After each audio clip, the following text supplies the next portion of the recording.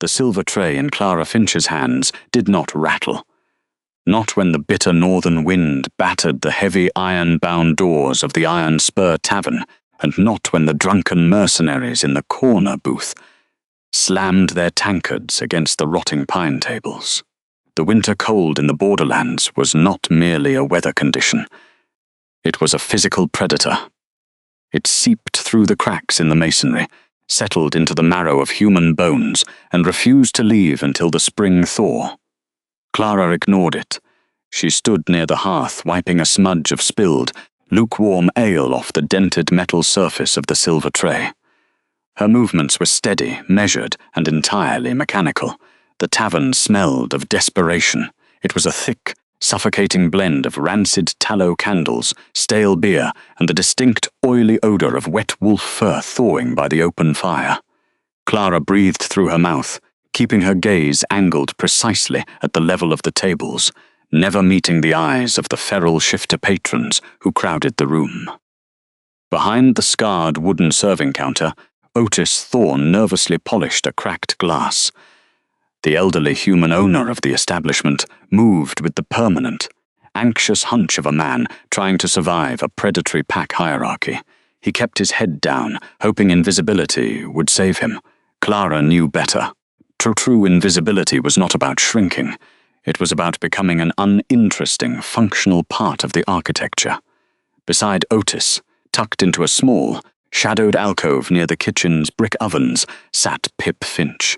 Her younger brother's chest rose and fell in a shallow, fragile rhythm. He was still recovering from the winter fever that had nearly taken him 3 nights ago, his thin frame wrapped in an oversized wool blanket. Clara watched him from the corner of her eye, inhale, exhale. She counted his breaths beneath the deafening roar of the rowdy tavern.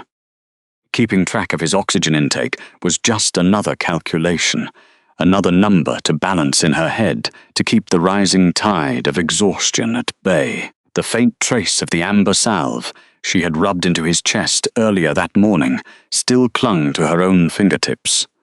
The pungent, sharp scent of pine resin and dried comfrey grounded her amidst the stench of the bar. She looked down at her coarse linen apron. There were exactly 4 grease spots near the hem, stained from carrying plates of roasted mutton. Clara dug her cracked, ink-stained knuckles into the rough fabric, rubbing a dry cloth over the dark circles. The physical friction was a necessary anchor. It allowed her to systematically tune out the aggressive, heavy energy of the wolves around her. They were genetically engineered to take up space, to project dominance through sheer volume. Clara did not have claws, nor did she have the luxury of losing her temper. She had learned long ago that reacting to a predator only gave them permission to hunt. So she scrubbed the grease. She focused on the coarse threads of the linen. She weaponized stillness, the way they weaponized volume, as a tactical advantage. The heavy oak door of the tap-house swung open with a violent crack. It rebounded off the freezing stone wall, letting in a sudden draft that sliced through the warm, stale air like a blade. The immediate shift in atmospheric pressure was undeniable. The rowdy tavern went dead silent, not the kind of silence that falls between words, the kind that swallows them whole. Kenneth Vance stepped over the threshold. The arrogant beta of the local borderland pack exuded a loud, suffocating authority.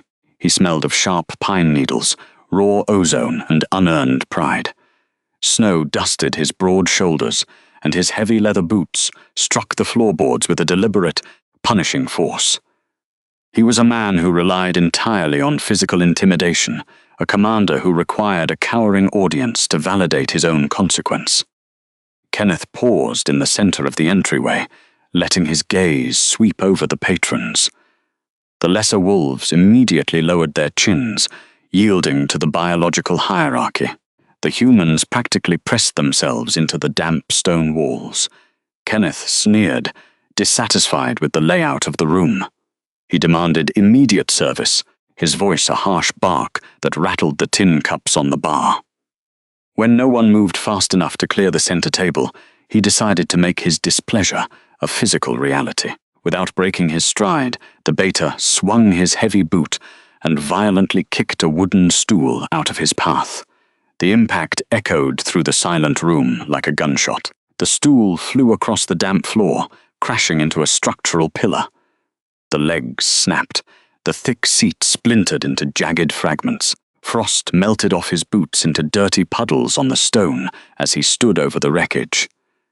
The patrons braced for further violence, pulling their shoulders tight against the inevitable escalation. Otis let out a quiet, stifled whimper from behind the counter, already mentally preparing to lose the day's earnings. Clara stared at the shattered wood on the floor. She did not gasp. Her breath did not catch. She simply looked at the debris and began to calculate. It was ash wood, 3 copper coins to replace the 2 broken legs. Another copper for the iron nails required to brace the seat, 4 coppers total. Otis would undoubtedly try to deduct it from her wages if she did not sweep it up before the end of the shift. That was half a loaf of bread. That was 3 days of firewood for Pip. The man stood by the empty table, his chest heaving slightly, waiting for the human waitress to scramble over the debris in a panic. He fed on the sharp, sour scent of submission. Clara did not give him a single drop of it. She adjusted the strap of her coarse apron, her posture perfectly straight, and stepped smoothly over a broken piece of ash wood. The silver tray remained balanced flawlessly in her right hand, completely level. She walked directly to his table, her cracked boots making no sound against the stone. She stopped exactly 2 feet away, the standard service distance. Instead of producing coins, Kenneth Vance weaponized his fury. The sound of bone, reshaping itself, echoed over the crackle of the hearth. It was not a smooth transition, but a violent, tearing noise that sent the nearest patrons scrambling backward over their wooden stools. The heavy oak table shuddered as massive, steel-grey paws slammed onto the scarred wood. The smell of wet fur, ozone, and old copper instantly overpowered the scent of roasted mutton and stale ale. The silver tray in Clara Finch's hands did not waver. She felt the sudden, oppressive heat of the wolf radiating against her apron, a furnace of predatory aggression. The beast lunged, a blur of grey muscle and lethal intent, stopping so close to her face that the coarse guard hairs of its muzzle brushed the stiff linen collar of her dress. A low, vibrating growl rattled the floorboards beneath her worn boots. Jaws that could crush a femur with a single bite snapped together barely an inch from her throat. The physical displacement of air rustled her hair. The tavern plunged into a suffocating stillness. Everyone was waiting for the scream, the inevitable collapse of a fragile human faced with apex violence. Clara looked at the cavernous mouth. She noted the heavy wetness of the wolf's panting, the thick strands of saliva stringing between yellowed canines, the rapid, uneven expansion of its ribcage. Her pulse maintained the steady, unhurried rhythm of a metronome. She had spent the last 7 winters in the deep borderlands, patching up frostbitten trappers and feeding the feral, half-starved wild dogs that circled the perimeter of the isolated tavern. She knew what a hungry animal looked like. She knew what a cornered animal looked like. The creature before her was neither. Kenneth was simply a bully, wearing a larger, fur-covered coat. The mechanics of fear required a perceived loss of control. Clara had relinquished the illusion of control a long time ago.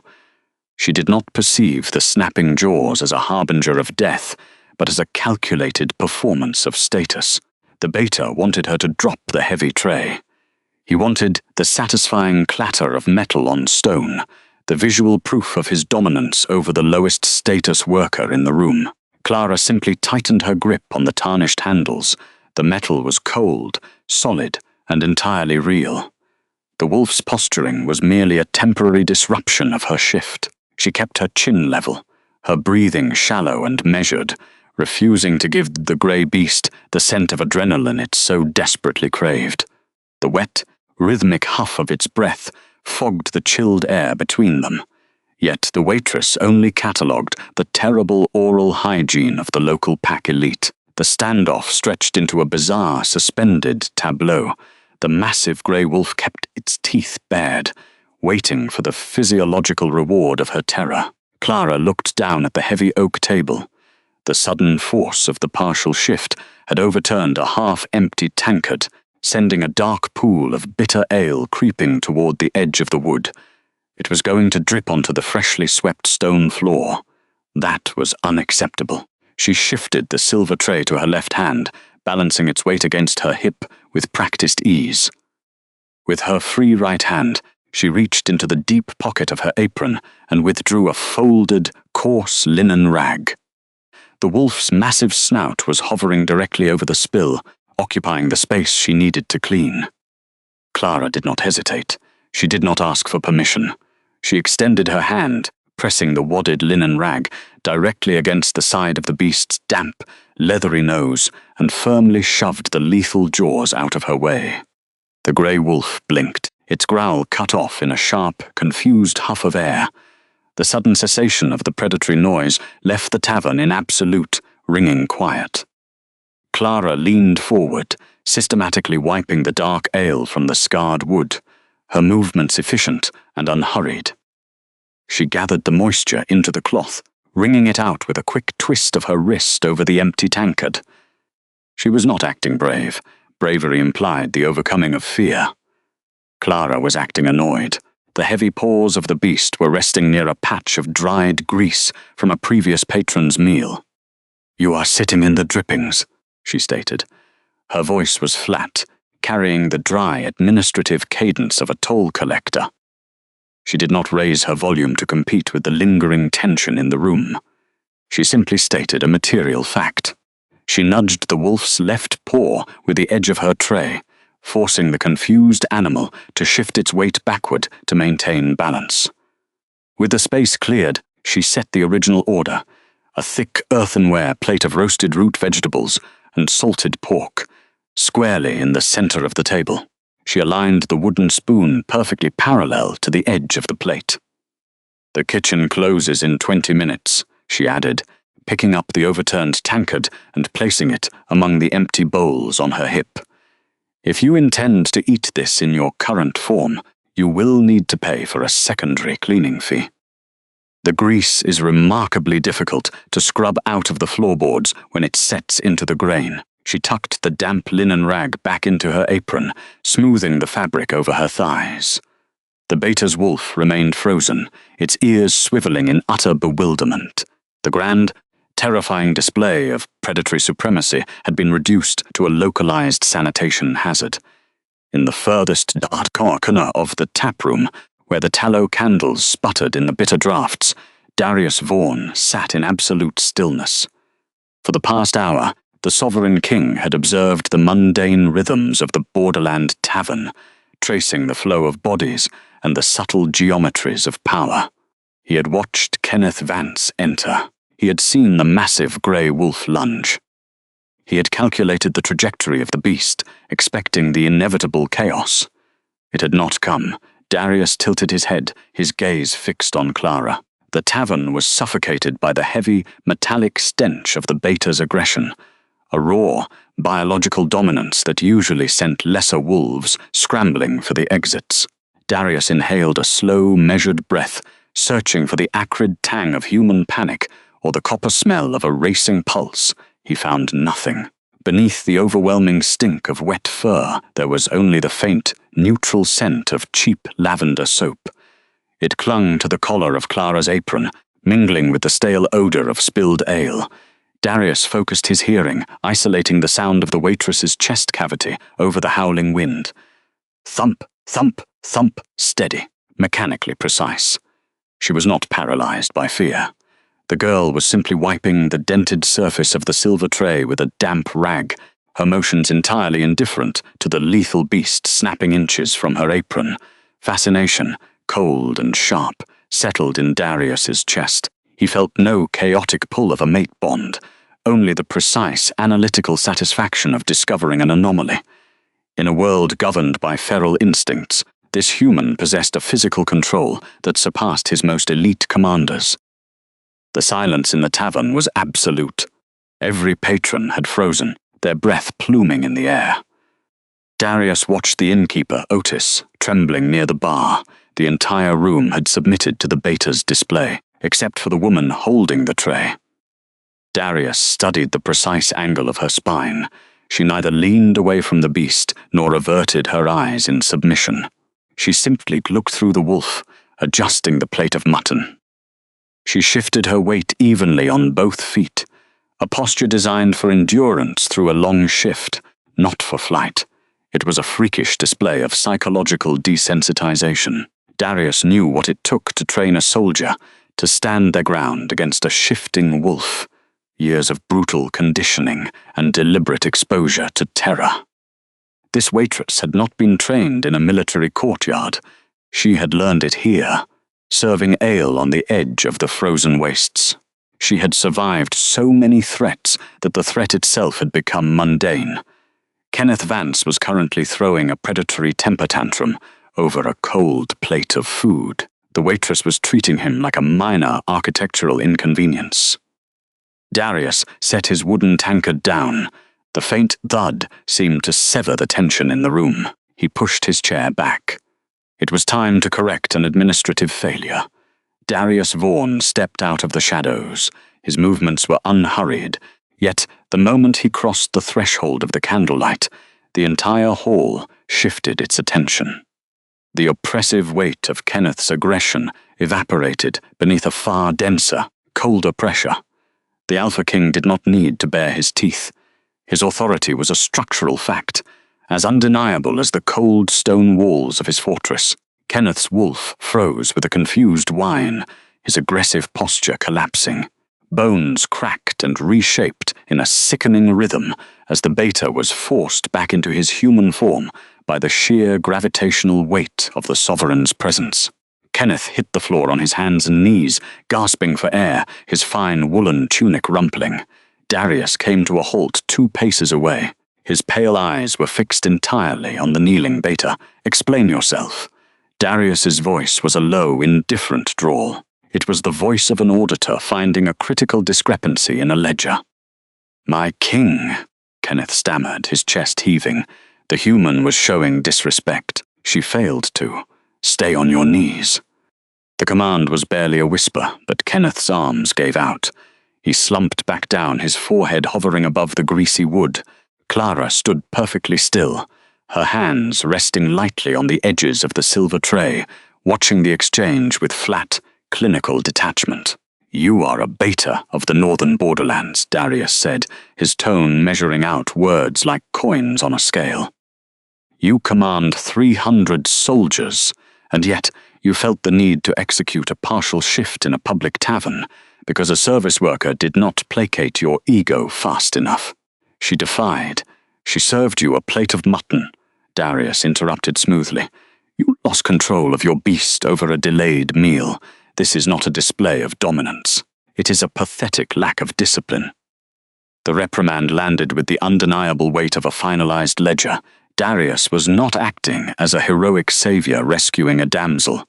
He was a sovereign executing administrative justice. Kenneth's behavior was a failure of the state. A commander who cannot control his temper cannot be trusted to control a border, Darius continued. "Apologize to the waitress now." Kenneth's face flushed a bruised purple. To apologize to a low-status human was a staggering degradation. But the cold pressure of the king's authority offered no alternative. "I apologize," Kenneth choked out, the words scraping like broken glass. Darius finally shifted his attention to Clara. He looked at the dented metal in her hands and the unbroken rhythm of her breathing. "Did the wolf damage the tray?" Darius asked, his voice returning to a quiet, analytical hum. "No," Clara answered, steady and completely devoid of gratitude. "The tray is fine." The silence in the tavern was a heavy, physical thing, pressing down on the grease-stained floorboards long after the aggressive beta had been dragged out. Darius Vaughan did not retreat back to the shadows. The sovereign Alpha King stood near the center of the room, his dark velvet cloak absorbing the weak candlelight, his posture entirely relaxed. He watched Clara Finch. She had not dropped her cleaning cloth. She simply moved to the next table. dragging the rough linen over the gouges in the wood, tracing the grain with methodical precision. "You possess a rare stillness," Darius said. His voice was low, devoid of the aggressive resonance lesser wolves used to command attention. It was a statement of observed fact, carrying the weight of a ledger entry. Clara did not look up immediately. She scrubbed a patch of dried wax, her movements steady. "I possess a lot of work, Your Grace. The tables do not clean themselves." "The Sovereign Court convenes in 3 days for the Peace Summit," the king continued, ignoring her deflection. "I am surrounded by lords and delegates who lie with their tongues, their ledgers and their smiles. But they cannot lie with their breathing. They cannot lie with their pulse, or the tension in their shoulders, or the sweat on their palms. You noticed my beta's shifting weight before he moved. You read the angle of his jaw." Clara finally stopped wiping the wood. She stood straight, her hands resting against the wet cloth. "I have served ale to borderland drunks for 6 winters. You learn to read the muscles before the fist swings, or you lose your teeth. It is survival, not magic." "I'm offering you a position," Darius said, his gaze dropping to the steady, unbothered rhythm of her breathing. "Not in the kitchens, in the high council room. You will stand against the wall, pour water, and observe the delegates. You will tell me who is hiding an injury, who is holding their breath, and who is sweating when the treaties are read." She looked at the powerful man. She thought of the small freezing room behind the kitchens. She thought of Pip Finch, coughing in his sleep, burning with a winter fever that refused to break. She thought of the dwindling supply of the medicinal ointment, the potent mixture of pine resin and dried comfrey that barely kept his lungs clear. "You will have my personal protection," the Sovereign added, misreading her silence. "You will be safe." "Safety is a myth sold to children," Clara answered, her voice completely flat. "It is a luxury that disappears the moment the wind changes or a larger wolf walks into the room. I do not deal in abstract safety." Darius tilted his head, a flicker of genuine interest sharpening his eyes. "What do you deal in, then?" "Silver," the young woman said. 40 silver pieces a month, paid on the 1st, half in advance tonight. I require a private room near the Royal Infirmary for my brother Pip, and unrestricted access to the apothecary's stores for herbs. If I am to read the court for you, I cannot be distracted by whether my brother is freezing to death." Behind the bar, Otis Thorne gasped softly at her sheer audacity. "You did not give financial demands to the Alpha King." Darius did not growl. He did not step forward to assert his physical dominance. Instead, he reached into the heavy leather pouch at his belt, withdrawing a stack of minted coins. He did not count them out with a flourish, nor did he toss them to show contempt for her status. It was a precise, measured delivery, a business transaction between 2 people who understood the mechanics of an exchange. He set them on the damp wood of the table with a quiet, decisive click. Clara watched his hands. His knuckles were scarred, not from reckless tavern brawls, but from calculated, disciplined warfare. His pulse remained as steady as hers. 20 silver pieces, he said, his tone perfectly matching her clinical detachment. "A room on the 3rd floor of the keep, above the frost line. The apothecary will be instructed to provide whatever you need. We leave at dawn." She picked up the coins. They were cold, heavy, and undeniable. She slipped them into her apron pocket, finally offering him a single curt nod. "I will be ready." The back room of the tavern smelled of damp earth and old onions, a persistent odor that Clara had stopped noticing 3 years ago. The air was frigid, biting through the thin soles of her boots as she knelt beside her single wooden trunk. It was not a large box. She owned very little, which made the mathematics of departure incredibly simple. Otis stood in the doorway, his hands wringing a dirty bar towel. The elderly human owner looked pale, his eyes darting toward the front taproom, as if expecting the royal guard to return and burn the place down. "You are a fool, girl," Otis muttered, his voice trembling in the cold draught. "You don't just walk into a den of sovereign wolves. They will eat you alive." They will use you up and throw you out into the snow." Clara did not answer immediately. She reached under her thin mattress and pulled out a cracked earthenware jar. The pungent scent of the pine-based remedy leaked through the imperfect wax seal, a sharp burst of pine resin that momentarily masked the smell of the damp earth. She checked the crack in the clay, running her thumb over the rough edge, calculating how many doses remained for Pip before she would need to utilize the king's apothecary. 6 doses, enough for 3 days. The winter fever required the medicine to be rubbed onto his chest every 12 hours to keep the fluid from settling in his lungs. If the royal supplies proved inadequate, she would need to map the surrounding pine forests by nightfall to harvest the resin herself. "They cannot eat what they cannot rattle. Otis," she said quietly. She wrapped the jar in a thick woolen sock to protect it from shattering during the journey, placing it carefully in the center of the trunk.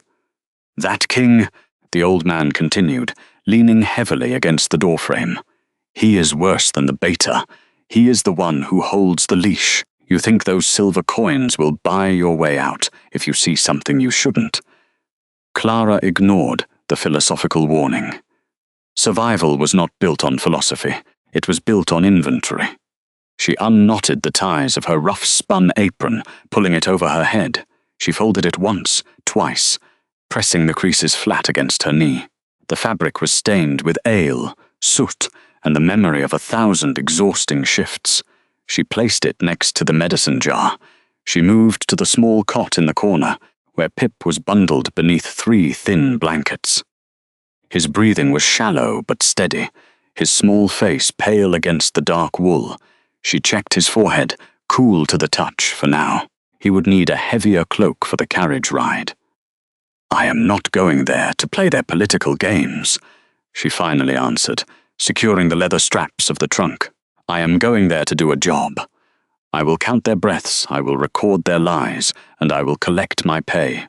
When the summit ends, we will have enough silver to travel to the coastal cities, far away from the borderland packs."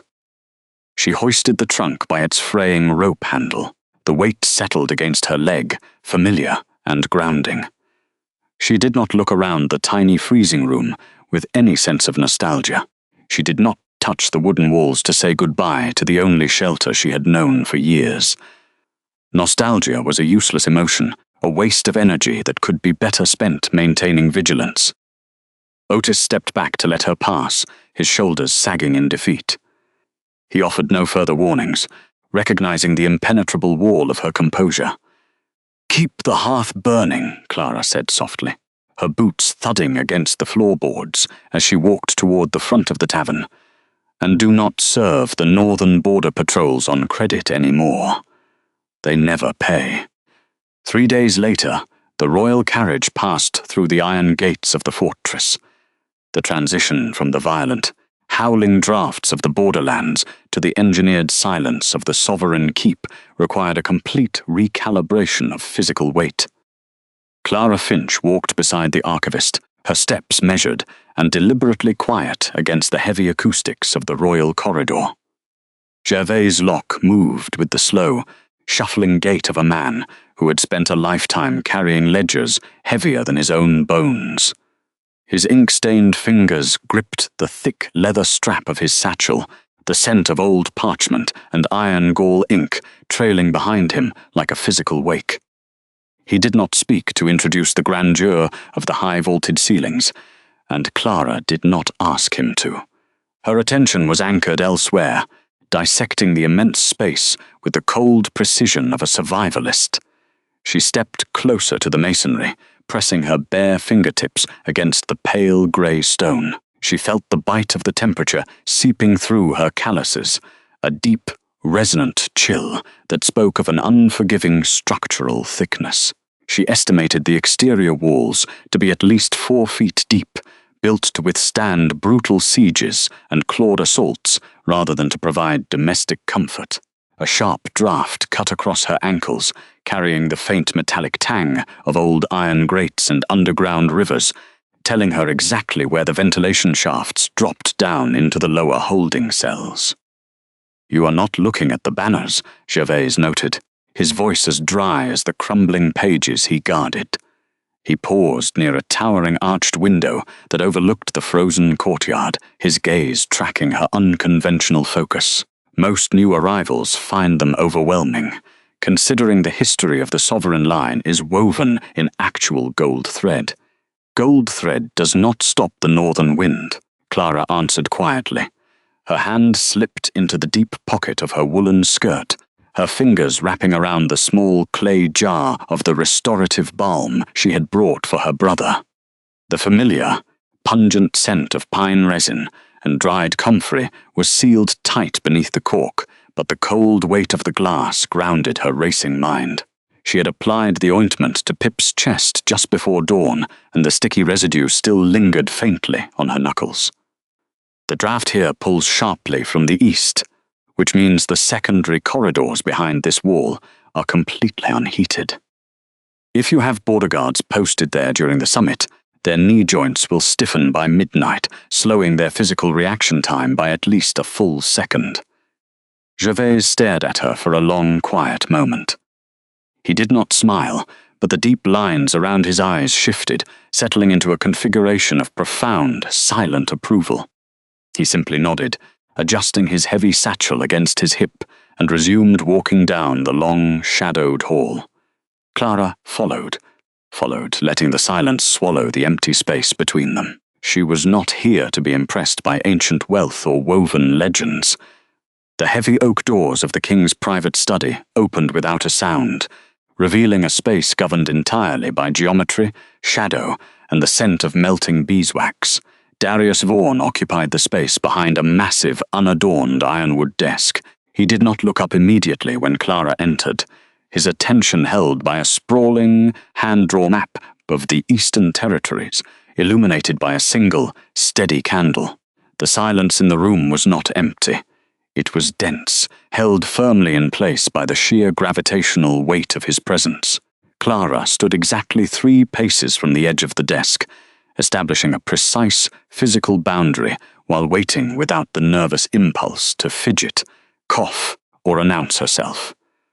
When he finally raised his head, his eyes locked onto hers with the same analytical detachment she used to evaluate the corridor walls. There was no predatory gleam in his stare, no attempt to assert pack dominance over a human subordinate.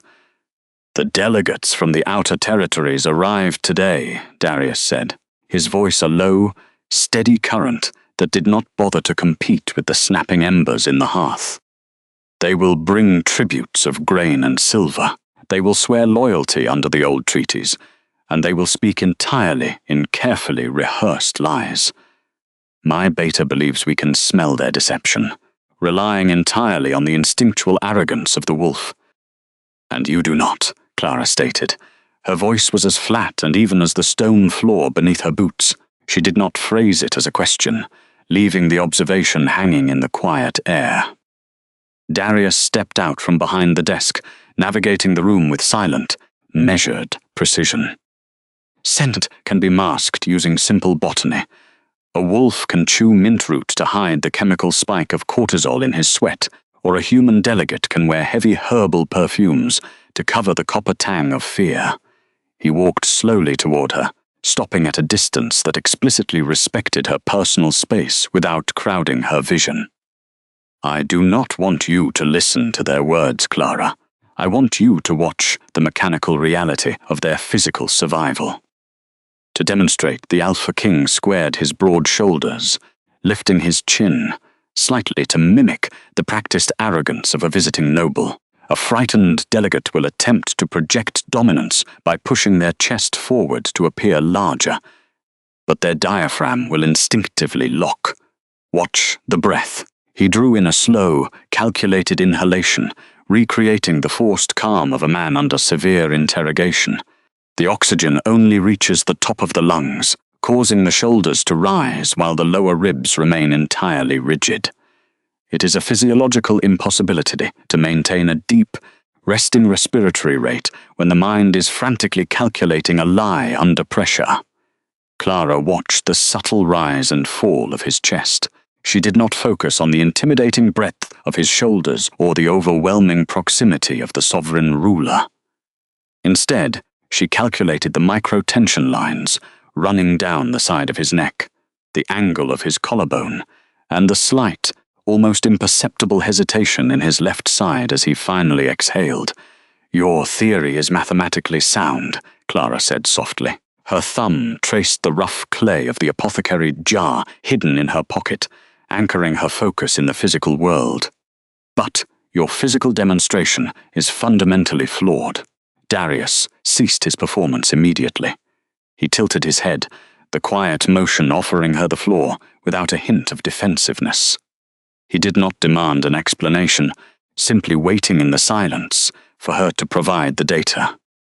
"You are forcing the rigidity in your upper chest to show me how a liar breathes," she continued, her gaze dropping analytically to his left hip before returning calmly to his face.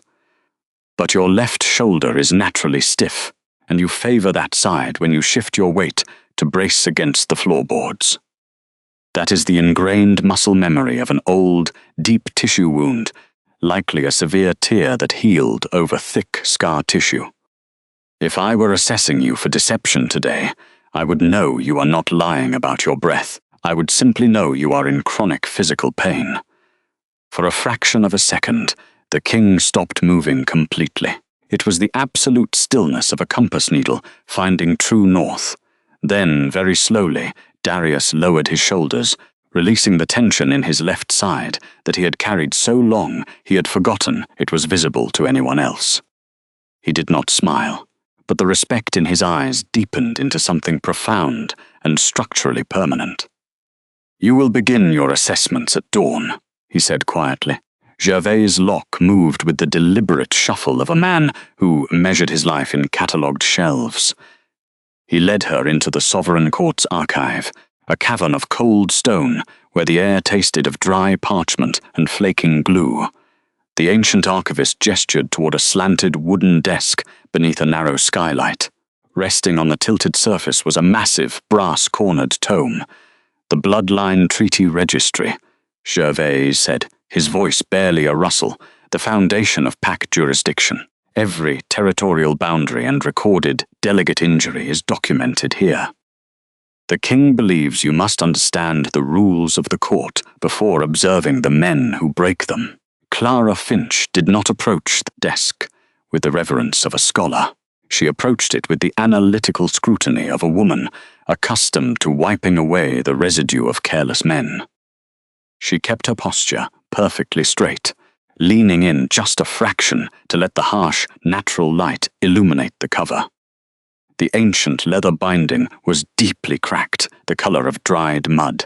Clara reached out, running a single steady finger along the deep groove near the heavy brass hinge. When she lifted her hand, a fine coating of reddish powder clung to her skin.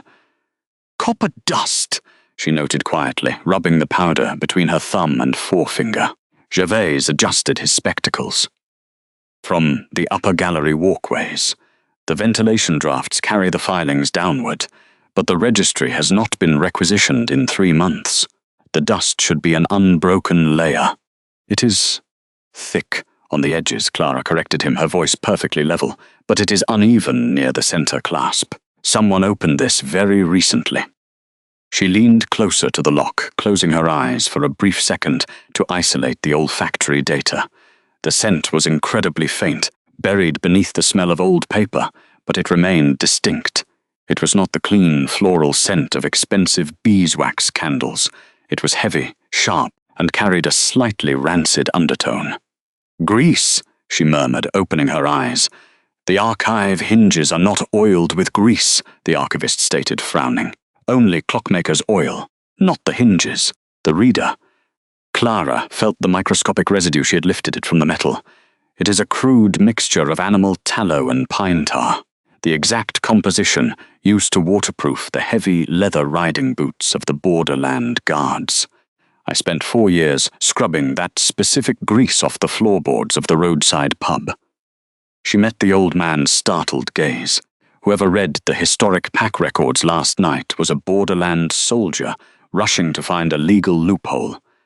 Gervais stared at her, absorbing the raw deduction.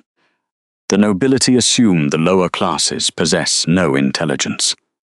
They forget that the people who clean up their messes are the only ones who truly know what they leave behind. Clara did not smile. She wiped the copper dust from her fingers using a clean cloth. She knew the intricate architecture of dirt, and dirt never lied. An hour later, the atmosphere shifted to the brittle, immediate pressure of the High Council room. The grand chamber had been intentionally constructed from grey slate and raw iron, designed to trap the deep northern winter chill. It was a space built to test endurance, forcing visiting delegates to seek warmth or display their discomfort. Clara took her assigned place near the heavy velvet tapestries lining the eastern wall, standing perfectly still. She understood the geometry of power. If you stood outside the direct line of sight of the high table, the elite would treat you as a piece of furniture. From her vantage point, she watched the incoming minor delegates file into the chamber. They wore heavy furs and calculated expressions, moving with practiced arrogance. Clara's eyes did not track their expensive clothing. She tracked their biology. She noted the way the emissary from the Riverlands favored his left knee as the cold stone bit into his joints. She catalogued the rigid, defensive posture of the southern traders, who kept their arms crossed tightly to conserve body heat. At the head of the long ironwood table sat Darius. The sovereign Alpha King simply sat, allowing the absolute quiet to press down on the room until the lesser wolves began to strain under its weight. When the formal proceedings began, the central discussion turned to the contested Eastern territories. A senior councillor casually mentioned the name of the newly formed Border Alliance.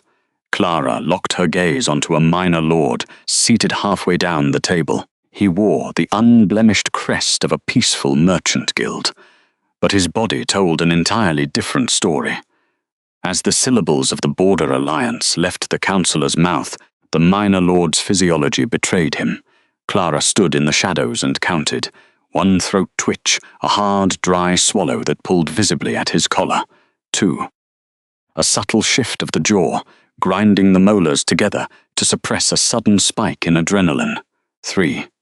The rhythmic flaring of his nostrils, pulling in more oxygen to feed a heart that had just doubled its pace. He reached for his silver goblet, attempting to mask the physical reaction with a casual sip of wine.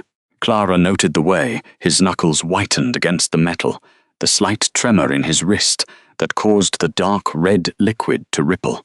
He was terrified. A man with no ties to a border conflict would not experience a prey response simply from hearing a geographic name. Clara did not move to interrupt the council. She did not make a grand courtroom declaration or raise her voice to accuse him of treason. She merely committed the sequence of physiological data to her memory, filing the throat twitches alongside the grease on the archive ledger. The tension in the chamber continued to rise. The powerful men around the table argued over abstract philosophies of pack law, completely unaware that their secrets were being systematically dismantled by a human woman standing silently by the wall. Clara maintained her flat, clinical baseline. She knew that true danger was not the beast that roared in the center of the room.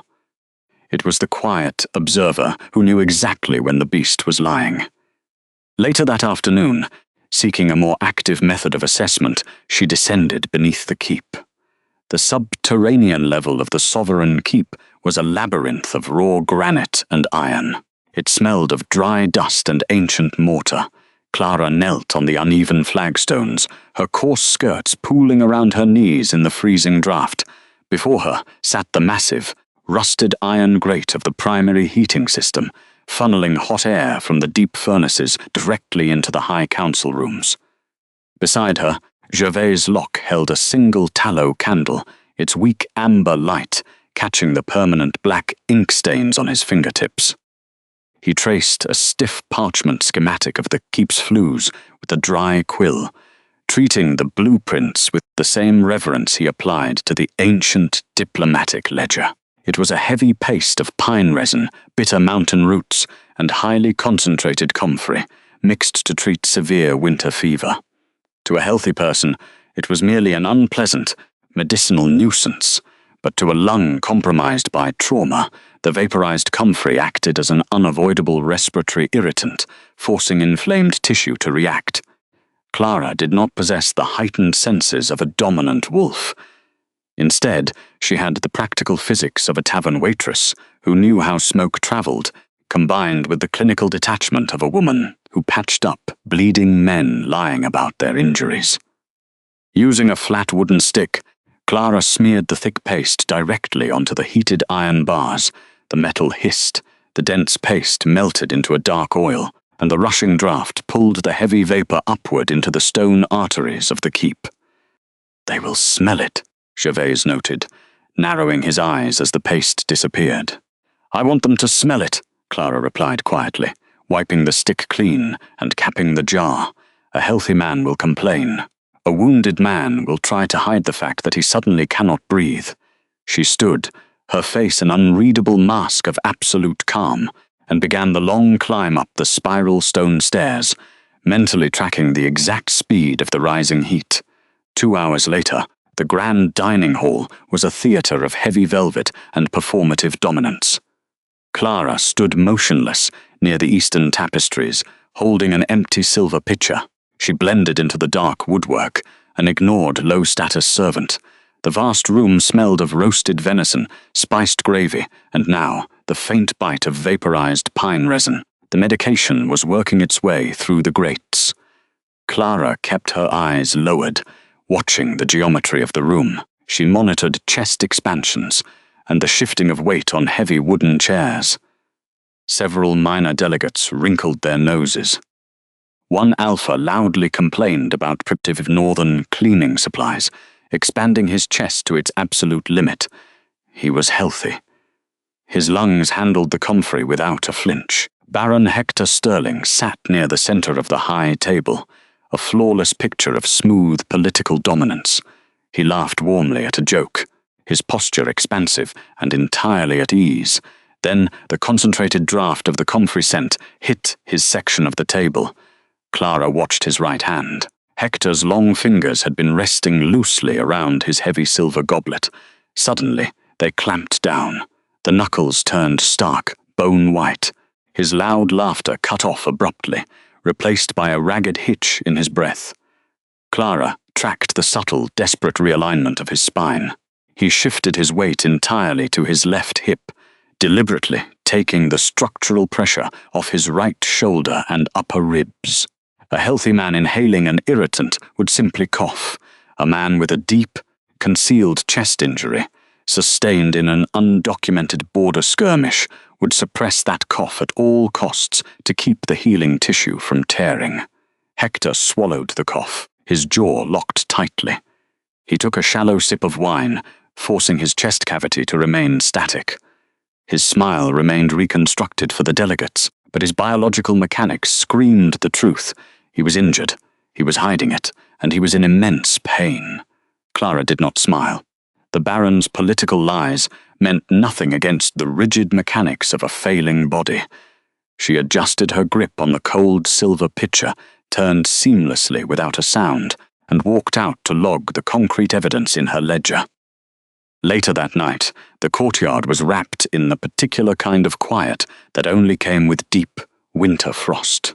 Clara stood completely still, behind the thick trunk of a dead oak tree, the rough bark catching against the wool of her cloak. She breathed in a slow, measured rhythm, ensuring the white plumes dissipated before catching the moonlight. Faint traces of the sticky poultice still clung to the fibers of her sleeves, the sharp scent grounding her focus. Baron Hector Sterling walked along the gravel path, believing himself entirely unobserved. In the grand dining hall, he had performed the role of the robust Eastern delegate flawlessly. Here, stripped of his audience, the performance crumbled. She watched the mechanics of his movement. His left shoulder dipped slightly with every third step. His breathing was a strained, rhythmic hitch that betrayed the lingering effects of the herbal smoke. But more telling than his breath was his stride. The waitress waited until he rounded the corner of the eastern wall. Only then did she step out from the shadows. The gravel bit into her knees as she knelt on the frozen path. She reached into her apron pocket and pulled out a simple linen measuring tape. Its faded black ink marked the increments of cloth she usually used to mend Pip's trousers. She stretched the tape between the deep impressions left by Hector's boots. The distance between his right heel and his left toe was 32 inches. She moved the tape to the next set of tracks. The distance between the left heel and the right toe was only 26 inches. A 6-inch discrepancy proved he was dragging his right side, compensating for a severe structural weakness that extended from his hip up through his shoulder. It was a classic combat injury.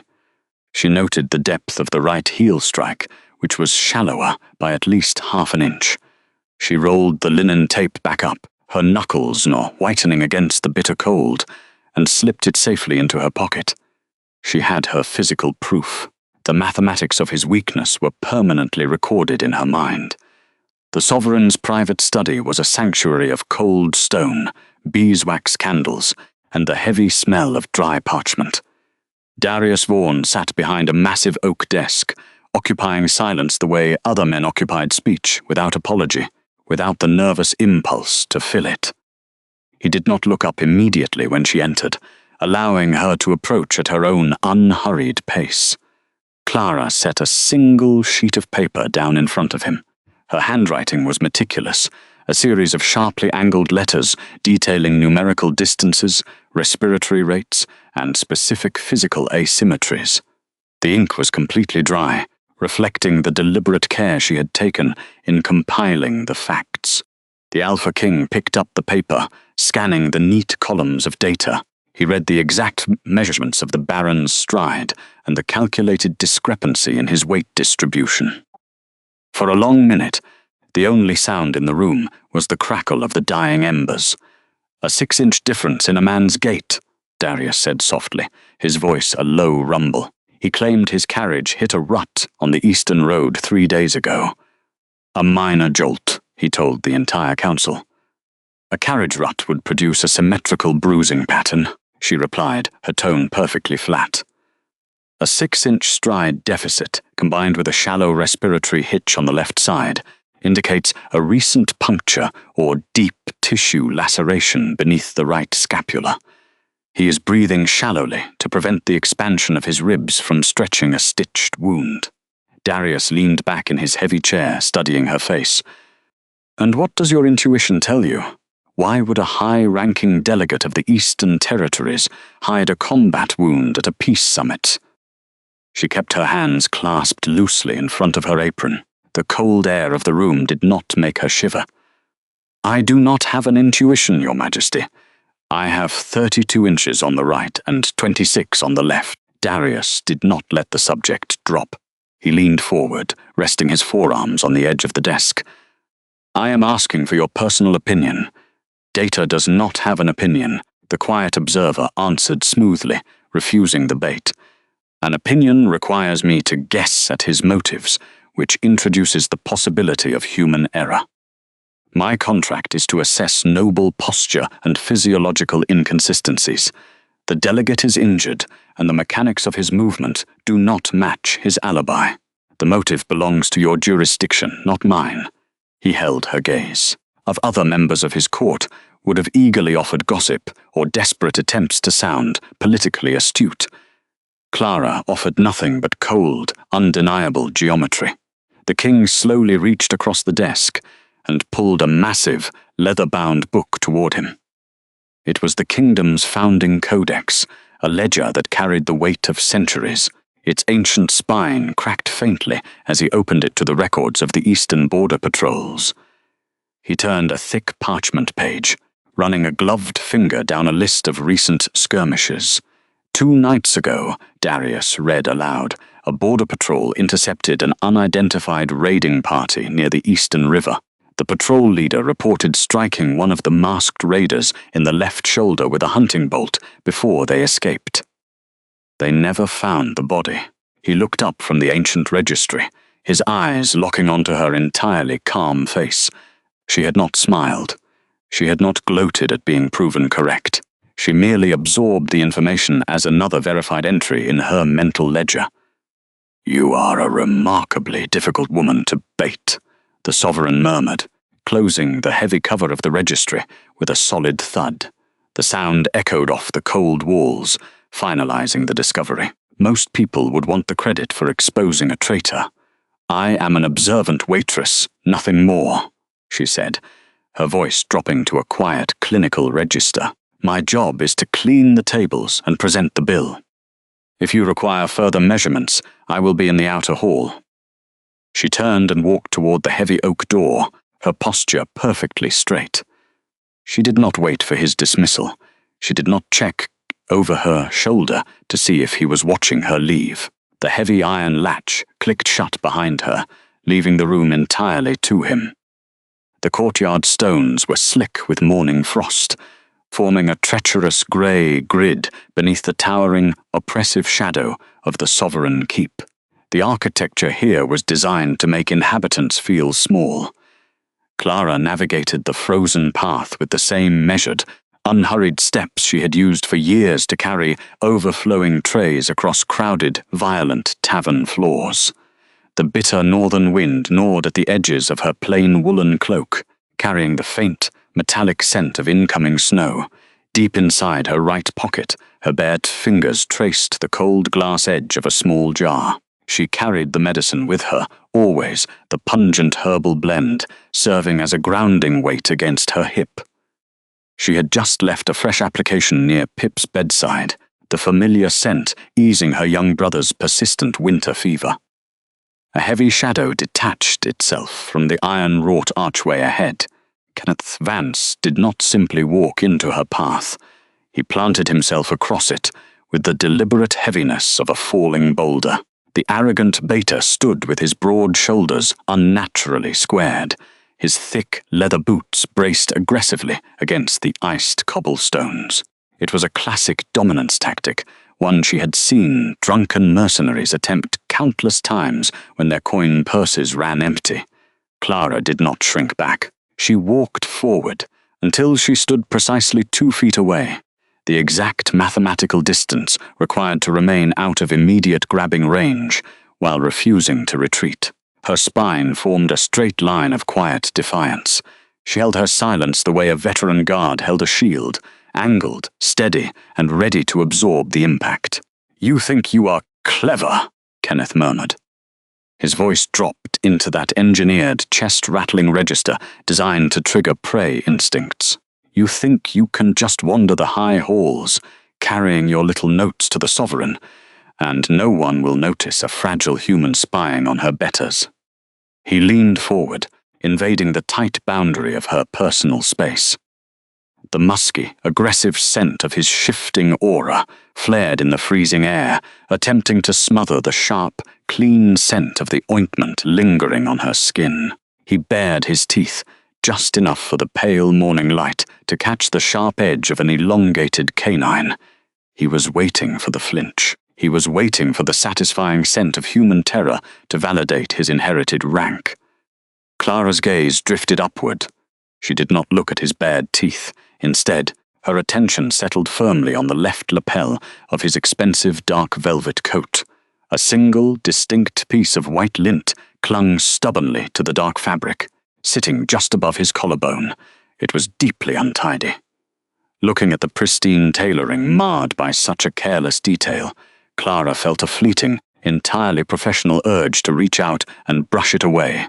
True danger possessed a terrifying elegance. This man was merely messy.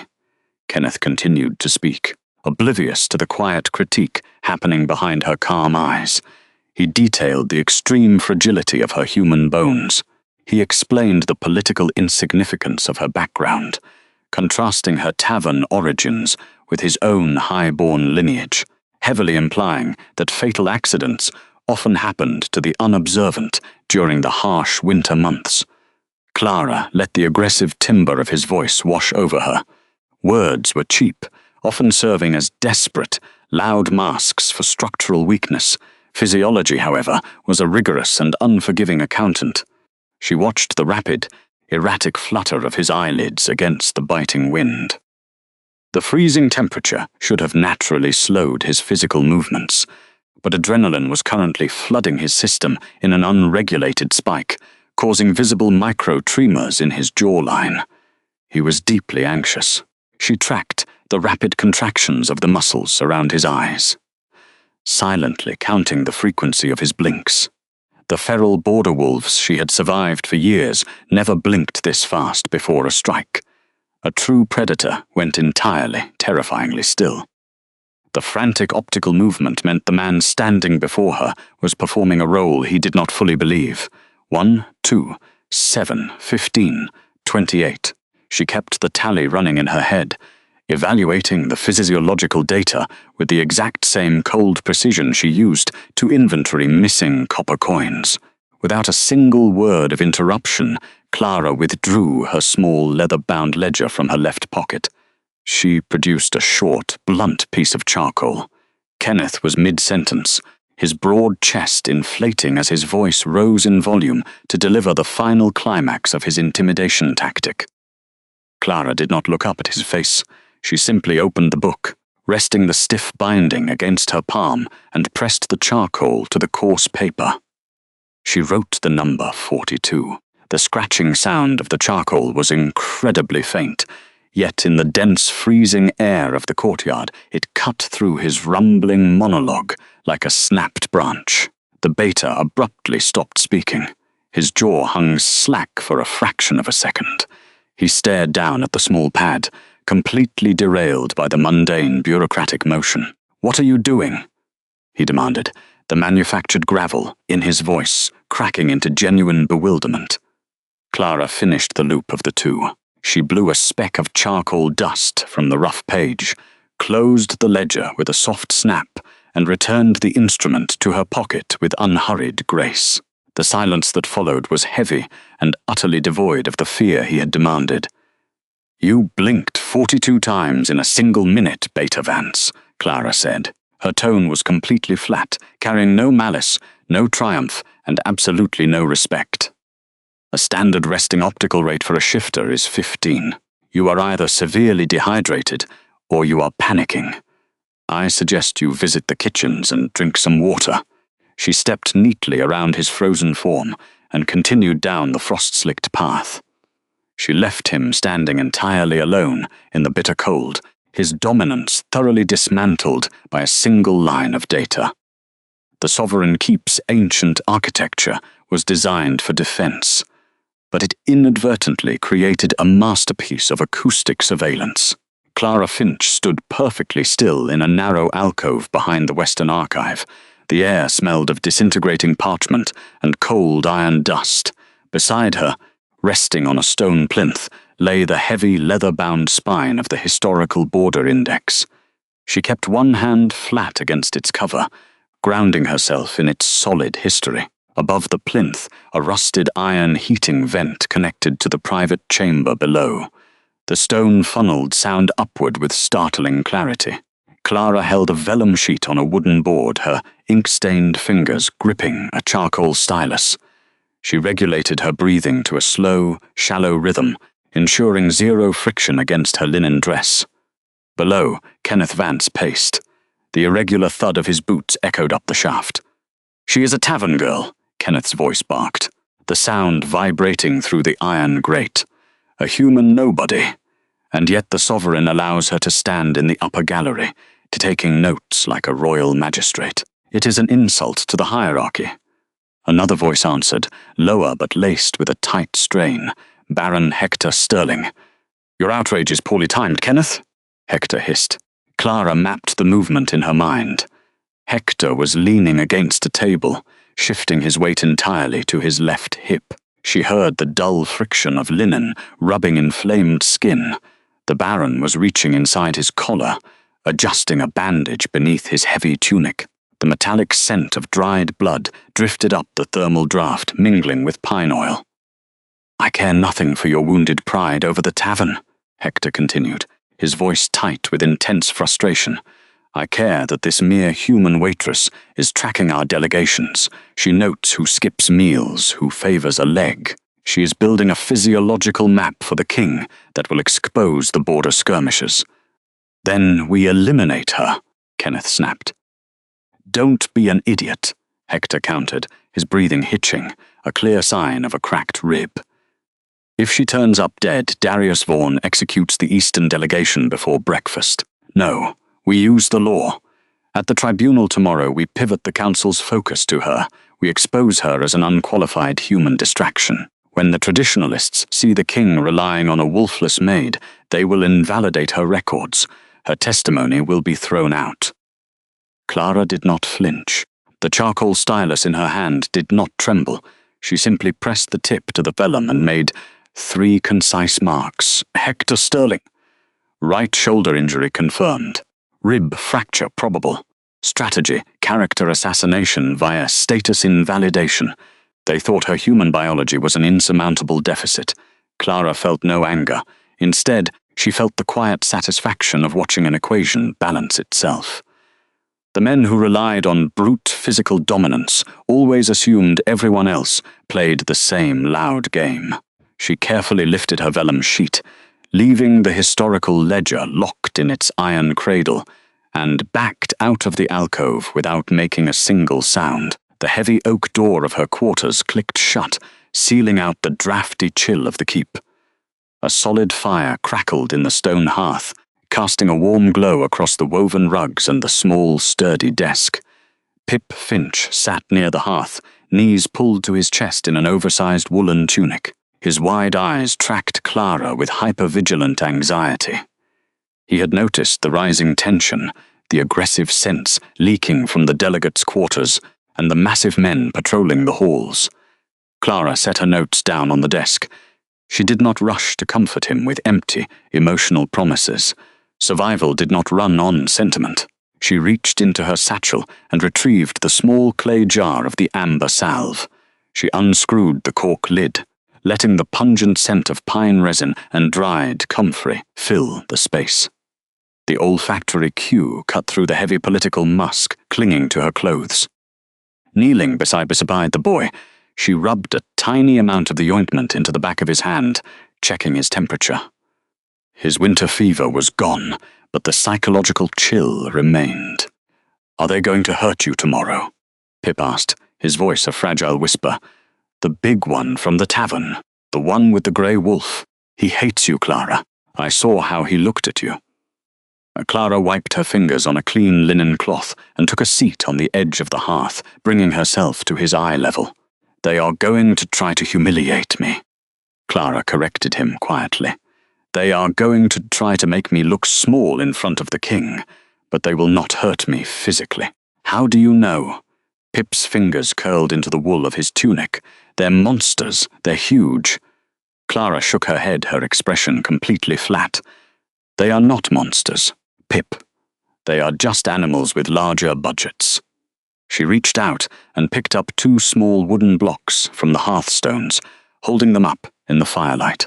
"When a stray dog behind the tavern gets its leg caught in a trap, what does it do?" she asked. "It limps," Pip answered softly. "It hides the bad leg."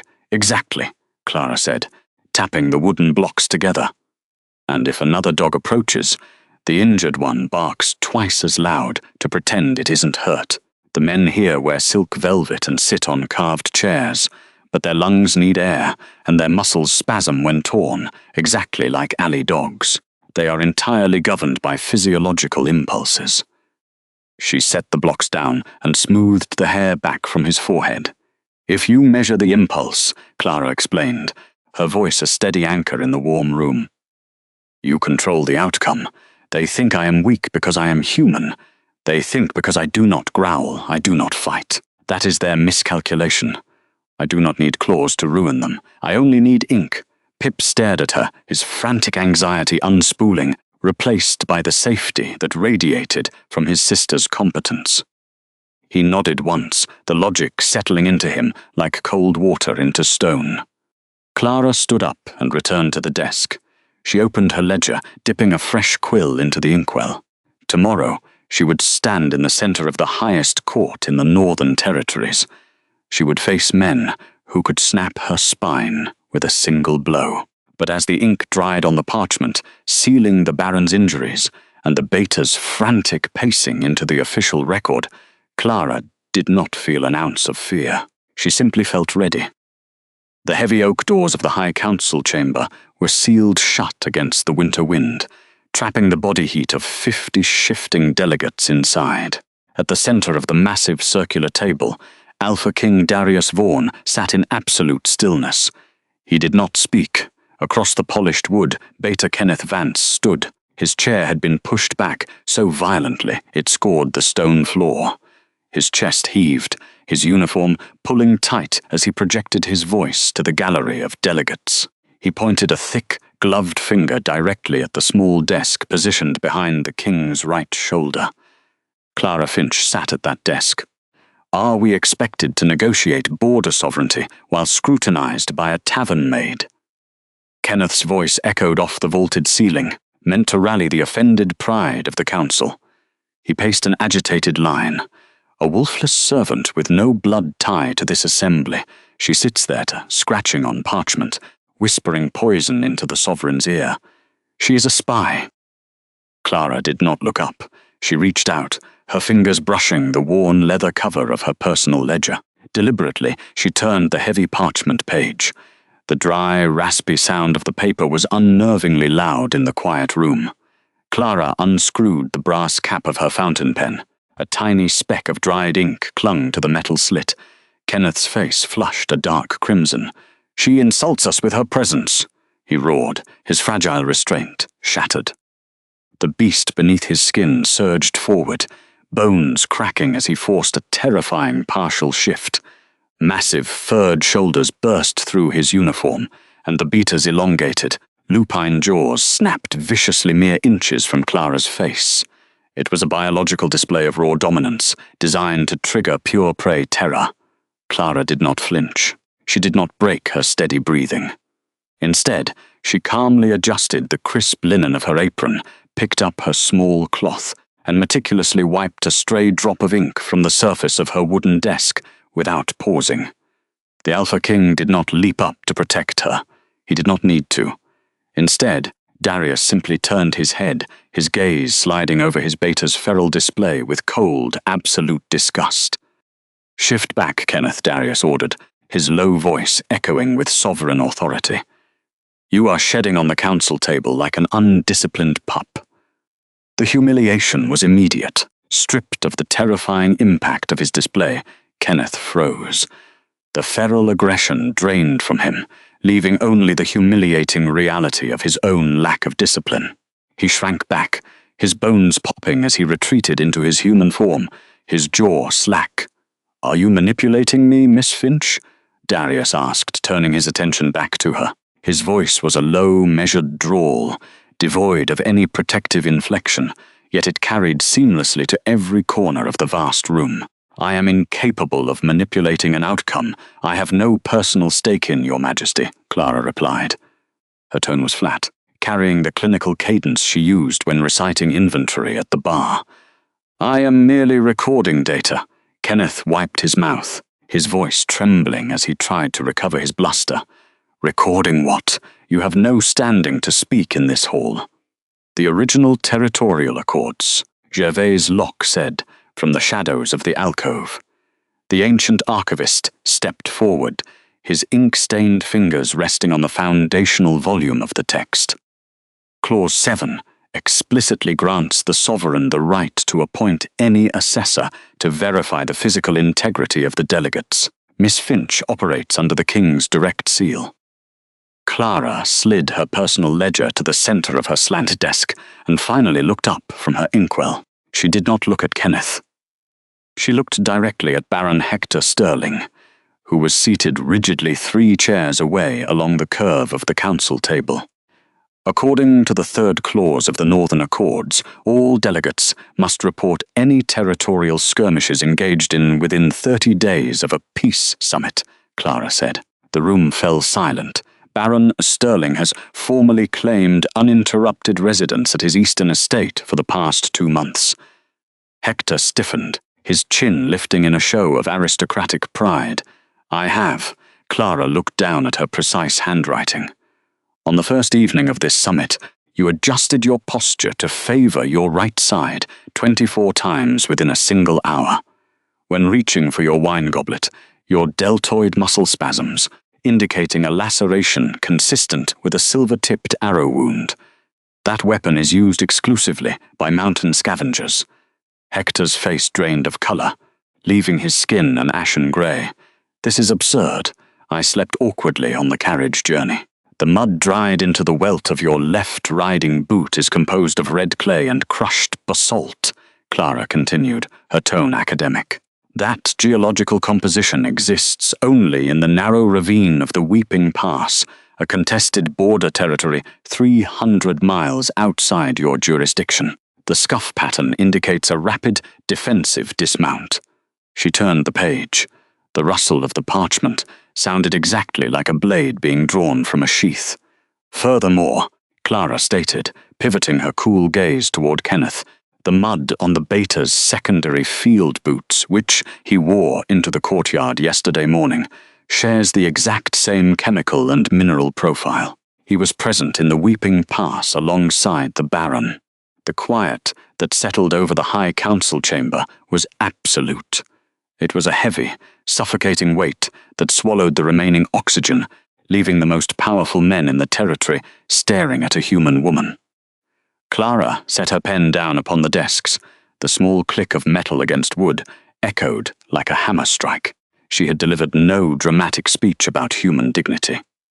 She had not demanded their respect or pleaded for their understanding. She had simply built a cage of physical facts and locked the heavy iron door behind them. Hector's left hand twitched, drifting unconsciously toward his injured shoulder. Kenneth stared at the waitress. The violent bluster completely drained from his massive frame as the mathematical certainty of his secret treason was laid bare on the polished oak table.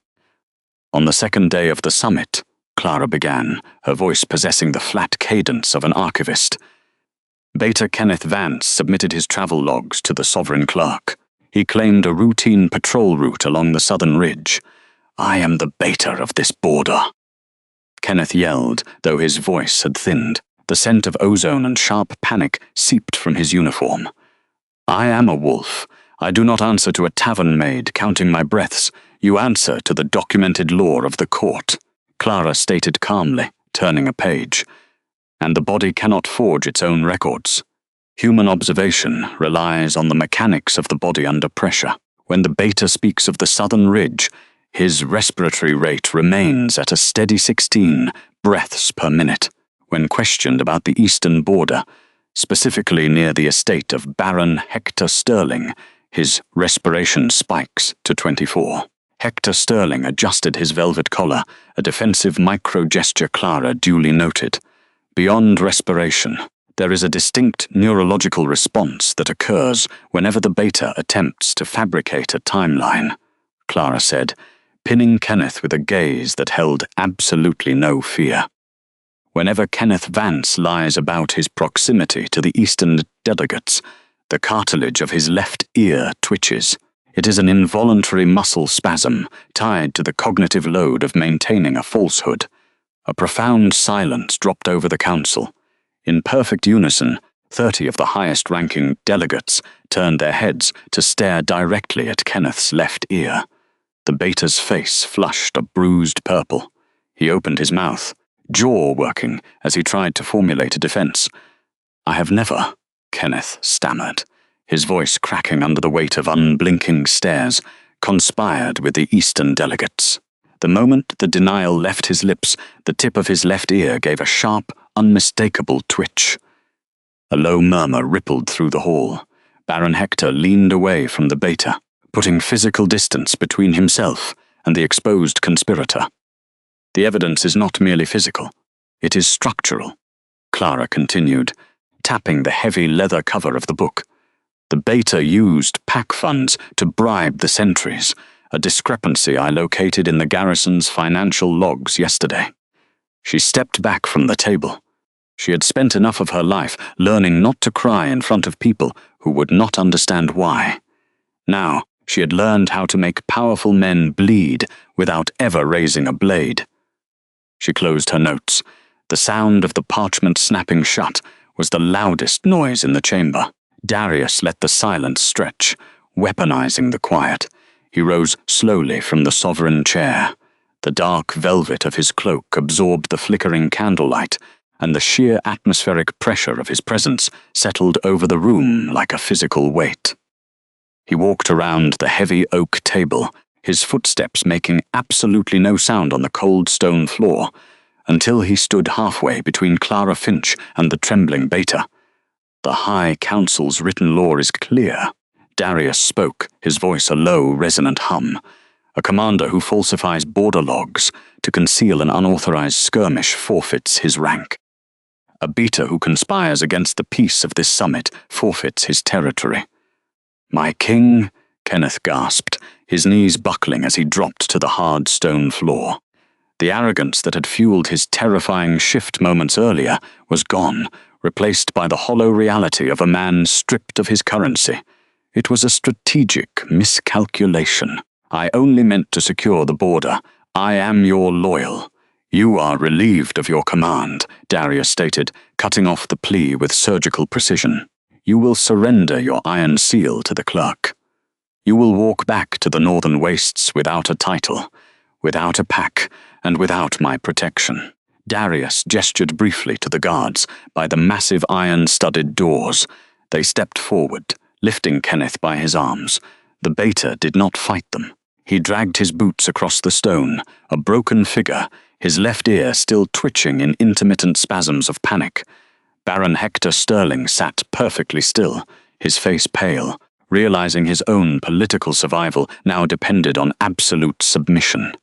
Once the heavy doors closed, sealing the Beta's exile, Darius turned his gaze to the rest of the council. The elite wolves of the territories looked at Clara not as a human, not as an invisible servant, but as the lodestone around which the king's justice now orbited. "The summit will resume at dawn," Darius announced to the silent room, "and I expect complete, documented transparency in all future negotiations." The delegates filed out with immediate, hushed compliance. Clara remained standing by the table, her hands resting lightly on the cold leather cover of the book. The tension that had held her spine rigid for weeks began slowly to uncoil. Darius stepped closer, maintaining a careful, respectful distance. He looked down at the closed ledger, then up at her face. The scent of cedar and crisp winter air surrounded him, a clean, grounding anchor. "Your pulse remained steady," Darius noted quietly, the ghost of a profound respect in his tone. Even when he shifted, Clara traced the embossed lettering on the book's cover. She thought of the familiar tavern, of the dented metal surface of the silver tray that had never rattled in her hands. She thought of her younger brother Pip, sleeping safely in a warm room upstairs, guarded by her own undeniable competence. "Fear is a biological response to the unknown." "Your Grace," Clara answered, her voice softening into something almost warm. Kenneth Vance was entirely predictable. For the first time since she had walked into the freezing northern night with her single trunk, Clara allowed her facial muscles to relax. A tiny, barely perceptible micro-smile touched the corners of her mouth, a quiet acknowledgement of professional victory. Darius watched that small shift in her expression, and the cold, analytical sovereign allowed his own eyes to soften. He did not reach for her. He simply stood beside her in the quiet hall, offering the one thing she had never been granted, the right to stand as an equal, unbroken and undeniably seen.